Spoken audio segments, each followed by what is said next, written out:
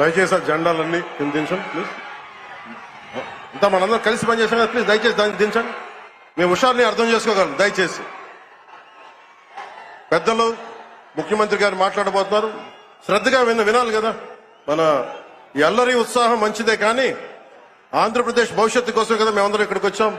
గౌరవ ముఖ్యమంత్రి గారు మన పారిశ్రామికీకరణ, ఉపాధి, ఉద్యోగ అవకాశాల గురించి మాట్లాడతారు. అందుకని దయచేసి జెండాలను ఇబ్బంది కలప కొంచెం కింద దించండి దయచేసి.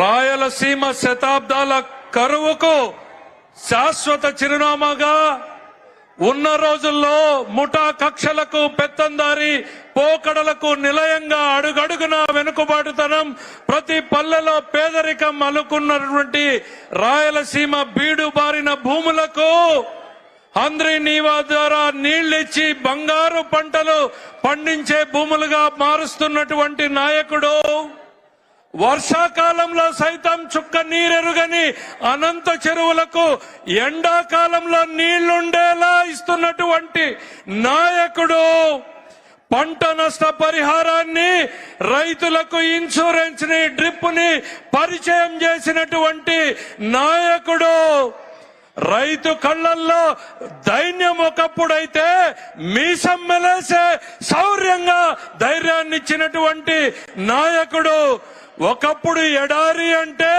నేడు గలగల పారే జలధారి రాయలసీమ అన్నటువంటి నాయకుడు, పరిశ్రమలు ఒకప్పుడు బాబాయ్ అంటే ఇప్పుడు బాబున్నాడు అంటూ వస్తున్న పరిశ్రమలు, కత్తులు పట్టిన చేతులకు కంప్యూటర్లు ఇచ్చినటువంటి నాయకుడు, రాయలసీమ ప్రజల భవిష్యత్తుకు ఆశాజ్యోతి, సీమ ప్రజల ఏకైక ఆశాదీపం, రాయలసీమకు జలహారతి పట్టినటువంటి నాయకుడు. మీ పేరు తలవని ఊరు లేదు, మీ పేరు తలవని గడప ఈ సీమలో లేదు.